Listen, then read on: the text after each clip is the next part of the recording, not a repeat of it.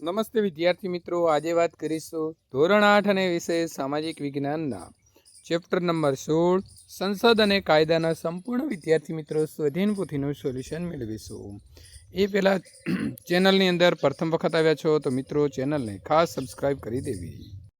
મિત્રો chapter number 16 સંસદ અને કાયદાનો તમે અભ્યાસ કરી લીધો હશે અને પ્રશ્ન નંબર 1 એવો છે કે તમારે સાચો વિકલ્પ પસંદ કરી બોક્સમાં જવાબ લખવાનો છે. તમારે દેશની સર્વોચ્ચ સંસ્થાની મુલાકાત લેવી છે તો તમે નીચેનામાંથી કોની મુલાકાત લેશો? તો વિદ્યાર્થી મિત્રો સંસદ. જવાબ લખીશું સી. લોકસભાના સભ્યપદના ઉમેદવાર માટે કેટલા વર્ષ કે તેથી વધુ વયની ઉંમર હોવી જોઈએ? તો 25 વર્ષથી વધારે, એટલે જવાબ આવશે સી. પ્રશ્ન નંબર 3 ગામના પ્રથમ નાગરિક તો સરપંચ, દેશનો પ્રથમ નાગરિક તો આવશે રાષ્ટ્રપતિ, એટલે જવાબ બી સાચો છે.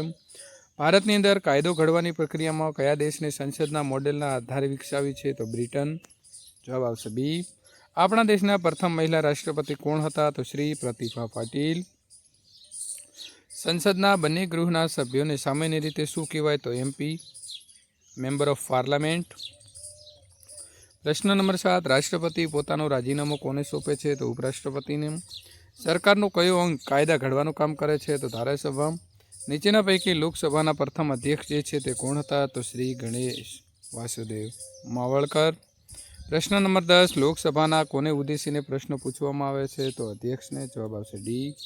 નીચે આપેલા જે મિત્રો છે તેની ખાલી જગ્યા પૂરો. તો આપણા દેશની સંસદ તો એ દિલ્હી શહેરમાં આવેલી છે. લોકસભાના જે ગુજરાત છે તેની અંદર કેટલી બેઠકો ફાળવવામાં આવી છે? તો 26. દેશનું ન્યાયતંત્ર બંધારણ મુજબ સ્વતંત્ર રીતે કામ કરે છે. ભારતના સંસદનો જે ઉપરલો ગૃહ છે તેને રાજ્યસભા કહે છે. સંસદના કાયમી ગૃહ જે છે તેનું સંપૂર્ણ વિસર્જન થતું નથી, એટલે કે રાજ્યસભાનું. ખરા ખોટાની વાત કરીશું મિત્રો. પહેલું છે ભારતમાં સર્વોચ્ચ અદાલત એ ન્યાયતંત્રમાં સર્વોચ્ચ સંસ્થા છે, તો સાચું. રાજ્યસભાને કાઉન્સિલ ઓફ સ્ટેટ્સ તરીકે પણ ઓળખવામાં આવે છે, તો મિત્રો સાચું. રાજ્યસભા એ કાયમી ગૃહ છે, તો સાચું. રાષ્ટ્રપતિ 10 વર્ષની મુદત માટે ચૂંટાય છે, તો ખોટું. લોકસભાનું સંપૂર્ણ વિસર્જન થતું નથી, તો આવશે ખોટું. મને ઓળખો. પ્રશ્ન નંબર 4 હું રાજ્યની બંધારણીય વડા છું, તો રાજ્યપાલ. ગુજરાતમાં મારી બેઠકોની સંખ્યા તો 182 છે, તો આવશે વિધાનસભા.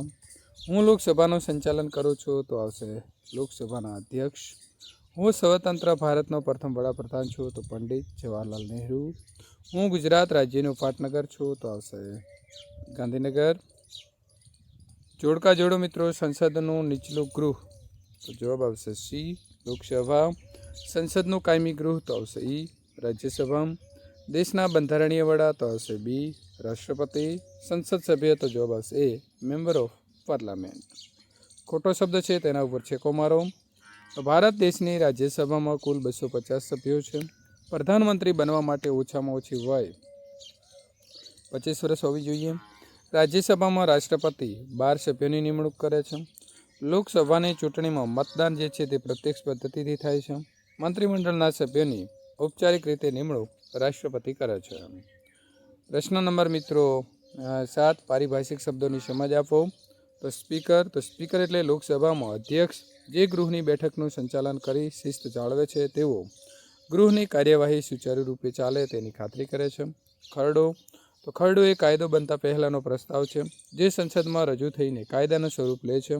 સંસદના બંને ગૃહોની મંજૂરી અને રાષ્ટ્રપતિ સહી બાદ તે કાયદો બને છે. સંસદ એ આપણા દેશને કાયદો બનાવતી સર્વોચ્ચ સંસ્થા છે જે રાષ્ટ્રપતિ અને 2 ગૃહો લોકસભા અને રાજ્યસભાથી બનેલી છે. તે દેશનું સંચાલન અને વ્યવસ્થાપન જાળવવામાં મહત્વપૂર્ણ ભૂમિકા ભજવે છે. પ્રશ્ન નંબર 8 નીચેના પ્રશ્નોના 1-2 વાક્યમાં જવાબ લખો. સરકારના અંગો જણાવો. તો સરકારના અંગો ધારાસભા, કારોબારી અને ન્યાયતંત્ર છે. રાજ્યસભામાં ગુજરાતના 4 સભ્યોના નામ તો જસવંત પરમાર, મયંકભાઈ નાયક, ગોવિંદ ધોળકિયા અને જયપ્રકાશ નાડા. ભારતની અંદર સંરક્ષણ દળના સર્વોચ્ચ વડા કોણ છે? તો રાષ્ટ્રપ્રમુખ એટલે કે રાષ્ટ્રપતિ છે. રાષ્ટ્રપતિની ગેરહાજરીમાં તેમની ફરજ કોણ બજાવે છે? તો ઉપરાષ્ટ્રપતિ.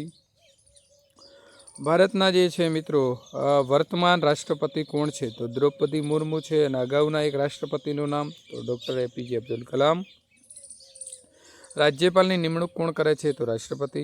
વર્ગીકરણ કરવાનું છે સંસદ તો લોકસભા, મંત્રીમંડળ, રાજ્યસભા, એટર્ની જનરલ, સ્પીકર અને વડાપ્રધાન. ન્યાયતંત્ર તો આવશે સર્વોચ્ચ અદાલત, વડી અદાલત, ન્યાયાધીશ અને એટર્ની જનરલ. પ્રશ્ન નંબર 10 કારણ આપવાનું છે. તો વિદ્યાર્થી મિત્રો, ભારતમાં સંસદ સર્વોપરી નથી પરંતુ બંધારણ સર્વોપરી છે. કારણ કે ભારત એક સંવૈધાનિક લોકશાહી ધરાવતો દેશ છે. દેશની દરેક સંસ્થા બંધારણ મુજબ કાર્ય કરે છે. સંસદ પણ બંધારણની મર્યાદામાં રહીને જ કાયદા બનાવી શકે છે. જો સંસદ કોઈ એવો કાયદો બનાવે છે જે બંધારણના મૂળ તત્વો વિરુદ્ધ હોય તો ન્યાયપાલિકા તેને અમાન્ય ઠરાવી શકે છે. તેથી ભારતમાં બંધારણ સર્વોચ્ચ સ્થાન ધરાવે છે. રાજ્યસભા એ કાયમી ગૃહ છે. તો રાજ્યસભાના દરેક સભ્યની મુદત 6 વર્ષની છે.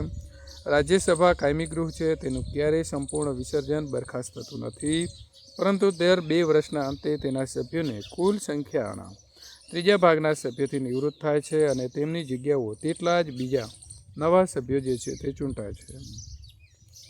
ભારતીય સંસદ દ્વિગૃહી છે. તો ભારતીય સંસદ 2 ગૃહોની બનેલી છે. નીચલું ગૃહ અને ઉપરલું ગૃહ. નીચલું ગૃહ લોકસભાના નામે ઓળખાય છે અને તે પ્રજા દ્વારા સીધા ચૂંટાયેલા પ્રતિનિધિઓનું બનેલું છે. ઉપરલું ગૃહ જે છે તે રાજ્યસભાના નામે ઓળખાય છે અને તે રાજ્યનું પ્રતિનિધિત્વ ધરાવે છે. ચિત્રના આધારે મિત્રો જવાબ આપવાના છે. મિત્રો સાથે ચર્ચા કરો. આ ચિત્ર પહેલાં તો શાનું છે? તો ભારતનું જે નવું સંસદ ભવન બન્યું છે તેનું છે. આ ચિત્રમાં દર્શાવેલા સ્થળ ક્યાં આવેલા છે? તો આ ચિત્રમાં દર્શાવેલું સ્થળ દિલ્હીમાં આવેલું છે. આ ભવનમાં કેટલા ગૃહો છે? તો 2 ગૃહો છે. આ ભવનમાં ચૂંટાયેલા સભ્ય કયા નામે ઓળખાય છે? તો મિત્રો ચૂંટાયેલા સભ્ય સંસદના નામે ઓળખાય છે. નીચેના પ્રશ્નોના 3-4 વાક્યમાં જવાબ આપીશું. ખરડો કાયદો ક્યારે બને? તો કોઈ પણ નવો કાયદો બનાવવાની શરૂઆત ખરડા તરીકે થાય છે. આ ખરડો સંસદના કોઈપણ ગૃહો, લોકસભા કે રાજ્યસભામાં રજૂ થાય છે. ત્યાં તેના ઉપર 3 વખત વાંચન અને ઝીણવટભરી ચર્ચા થાય છે.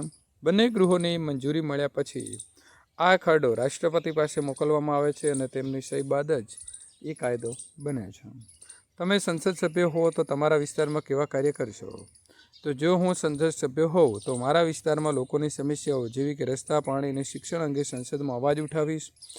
હું મારા વિસ્તારમાં આરોગ્ય કેન્દ્રો અને શાળાઓ જેવી સુવિધાઓ સુધારવાનો પ્રયત્ન કરીશ. યુવાઓ માટે રોજગારની તકો ઊભી થાય તે માટે પ્રોજેક્ટ ઉપર કામ કરીશ અને મારા વિસ્તારના વિકાસ માટે સરકારી યોજનાઓનો લાભ મળે તે પણ સુનિશ્ચિત કરીશ. રાષ્ટ્રપતિ દ્વારા રાજ્યસભામાં સભ્યો તરીકે કયા ક્ષેત્રોના નિષ્ણાતો વ્યક્તિઓની નિમણૂક કરવામાં આવે છે? તો રાષ્ટ્રપતિ દ્વારા રાજ્યસભામાં જે 12 સભ્યોની નિમણૂક થાય છે તે એવા લોકો હોય છે જેમણે પોતાના ક્ષેત્રમાં ખૂબ જ સારું અને વિશિષ્ટ કામ કર્યું હોય. આ નિષ્ણાતો મુખ્યત્વે સાહિત્ય, વિજ્ઞાન, રમતગમત, કલા અને સામાજિક સેવા જેવા ક્ષેત્રોની અંદરથી આવે છે. વિશેષ પ્રવૃત્તિ વિદ્યાર્થી મિત્રો કરીએ તો પુસ્તકાલય અથવા તો અન્ય સંદર્ભ સાહિત્યનો આધાર લઈ ગુજરાત વિધાનસભા વિશે તમારે થોડી માહિતી લખવાની છે. તો જેમ આપણા દેશને ચલાવવા માટે સંસદ છે તેમ આપણા ગુજરાત રાજ્યને ચલાવવા માટે ગુજરાત વિધાનસભા છે. વિધાનસભા એ રાજ્યના કાયદા ઘડવાનું મુખ્ય ગૃહ છે. ગુજરાત વિધાનસભા ભવન. તો ગુજરાત વિધાનસભા ભવન ગાંધીનગરમાં આવેલું છે, જેનું નામ વિઠ્ઠલભાઈ પટેલ ભવન રાખવામાં આવ્યું છે. આ ભવન ખૂબ જ ભવ્ય અને આધુનિક છે. વિધાનસભાની રચના. તો વિધાનસભાના સભ્યોને ધારાસભા એટલે કે મેમ્બર ઓફ લેજિસ્લેટિવ એસેમ્બલી એટલે કે MLA કહેવાય છે.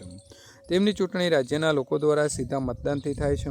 સભ્ય સંખ્યાની વાત કરીએ તો ગુજરાત વિધાનસભામાં કુલ 182 સભ્યો છે.